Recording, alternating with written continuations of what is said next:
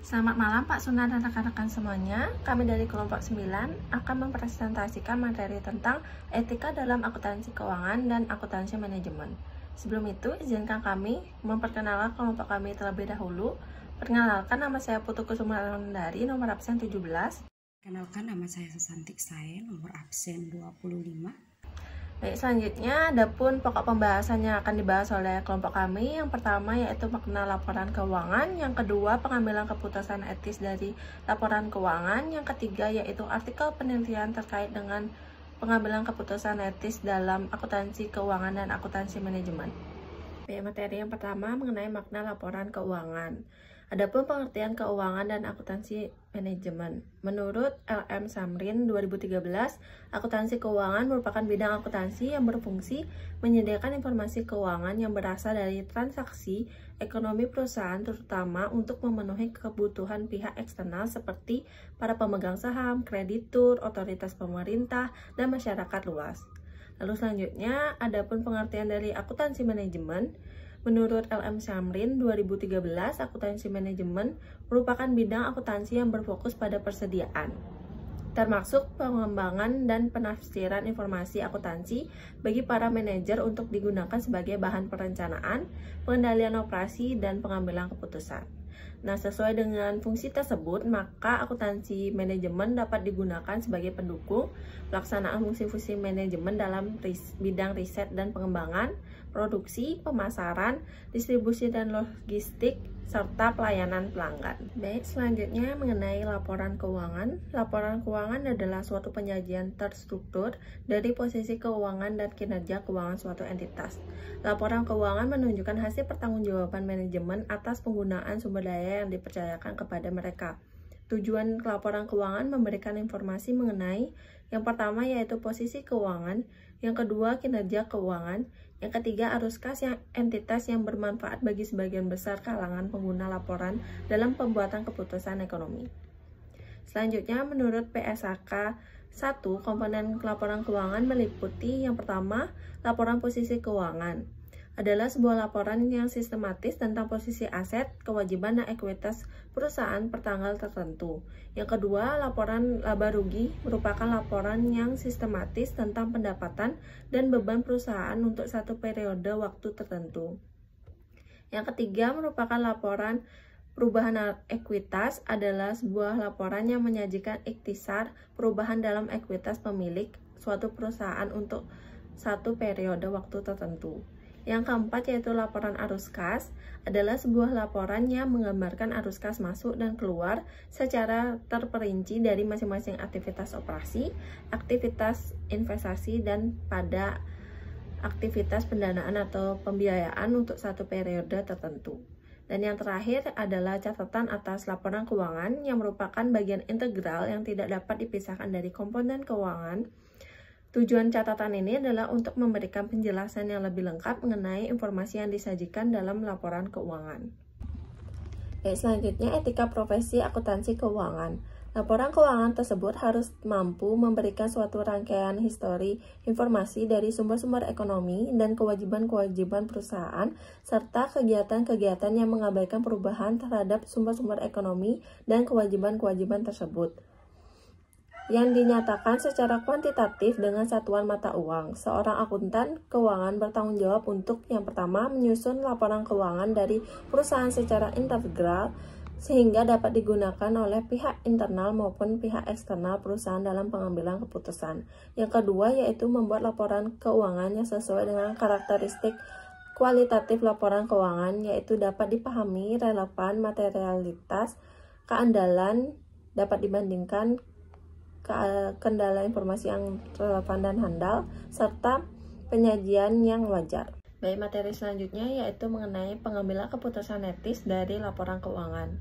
Menurut Armstrong, menjelaskan 4 komponen model yang dipelopori oleh James dalam teori sebagai berikut. Yang pertama yaitu sensitivitas moral, yang dimana menginterpretasi situasi pengambilan peran terkait bagaimana berbagai tindakan dapat mempengaruhi perhatian seorang individu, membayangkan hubungan sebab akibat dari suatu peristiwa, dan sadar akan keberadaan masalah etika.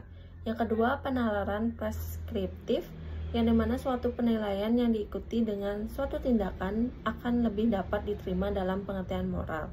Yang ketiga yaitu motivasi moral, yang dimana tingkat komitmen untuk mengambil tindakan bermoral, mementingkan nilai moral lebih dibandingkan nilai lainnya, dan tanggung jawab personal untuk hasil suatu tindakan moral. Yang keempat yaitu karakter moral, yaitu melakukan sebuah tugas bermoral, memiliki keberanian, mampu mengendalikan rasa kepenatan dan kegodaan, serta menerapkan perilaku yang menunjukkan tujuan moral dalam kehidupan sehari-hari. Sekian materi dari saya, akan dilanjutkan oleh rekan saya. Baik, materi terakhir mengenai artikel penelitian terkait dengan pengambilan keputusan etis dalam akuntansi keuangan dan akuntansi manajemen, yang dimana berdasarkan penelitian pengaruh etika profesi dan kompetensi terhadap pengambilan keputusan etis konsultan pajak di Surabaya oleh Rima Sundari dan kawan-kawan pada tahun 2019 ditemukan bahwa semakin tinggi kompetensi dan pemahaman terhadap etika profesi, semakin besar kecenderungan seorang akuntan dalam mengambil keputusan yang etis. Ada konsep pengambilan keputusan, yang dimana pengambilan keputusan etis dalam akuntansi adalah proses memilih tindakan yang sesuai dengan prinsip moral, standar profesi, dan hukum yang berlaku. Beberapa prinsip utama yang harus dipatuhi akuntan dalam mengambil keputusan etis meliputi yang pertama integritas, yang dimana akuntan harus menyajikan laporan keuangan yang jujur dan tidak dimanipulasi. Yang kedua ada objektivitas, yang dimana keputusan tidak boleh dipengaruhi oleh kepentingan pribadi atau pihak tertentu. Yang ketiga ada kompetensi profesional, dimana keputusan harus diambil berdasarkan pengetahuan dan keterampilan yang memadai. Yang terakhir ada kerahasiaan, yang dimana informasi klien atau perusahaan harus dijaga dengan baik. Yang kedua, pengaruh etika dan kompetensi dalam pengambilan keputusan etis. Penelitian yang dibahas menunjukkan bahwa kompetensi dan etika profesi berpengaruh signifikan terhadap keputusan etis dalam akuntansi. Akuntan yang memiliki pemahaman etika yang baik dan kompetensi tinggi akan lebih cenderung yang pertama, menyusun laporan keuangan secara transparan. Yang kedua, tidak melakukan praktik akuntansi yang menyesatkan. Yang ketiga, mematuhi standar akuntansi yang berlaku. Poin ketiga atau poin C mengenai pengambilan keputusan etis dalam akuntansi keuangan. Akuntansi keuangan berfokus pada pencatatan pelaporan dan analisis transaksi keuangan perusahaan. Beberapa contoh keputusan etis yang harus diambil dalam bidang ini adalah yang pertama, pengajian laporan keuangan yang jujur, yang dimana akuntan sering mendapatkan tekanan untuk memanipulasi laporan keuangan guna menarik investor atau mengurangi pajak. Yang kedua ada kepatuhan terhadap standar akuntansi, yang dimana standar akuntansi seperti IFRS dan PSAK harus ditetapkan secara konsisten. Akuntan yang kompeten akan mematuhi prinsip-prinsip ini dan tidak melakukan pelanggaran demi keuntungan tertentu. Yang bagian ketiga, pengambilan keputusan etis dalam akuntansi manajemen, yang dimana akuntan manajemen berperan dalam perencanaan keuangan internal perusahaan. Ada beberapa aspek keputusan etis dalam bidang ini meliputi yang pertama ada perencanaan anggaran yang adil, yang dimana dalam menyusun anggaran, akuntan harus mengalokasikan dana secara adil dan tidak menguntungkan satu divisi tertentu secara tidak proporsional.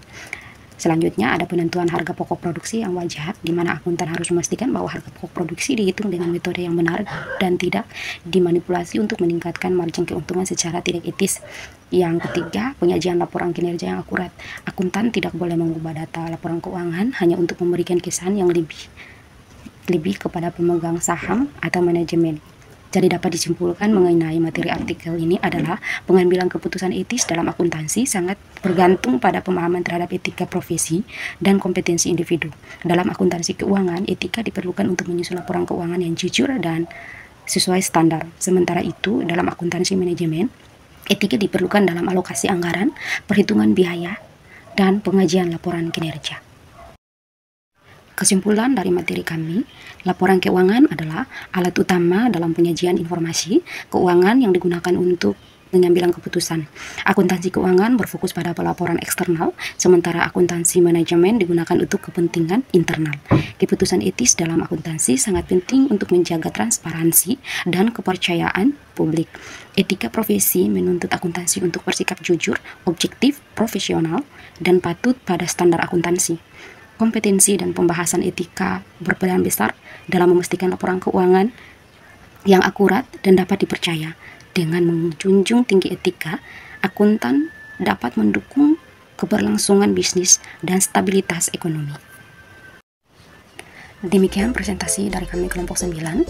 Kita akan masuk dalam sesi diskusi. Bagi rekan-rekan yang ingin bertanya, dipersilahkan pada kolom komentar. Mohon maaf jika ada salah kata dalam penyampaian materi kami. Akhir kata kami tutup dengan selamat malam dan terima kasih.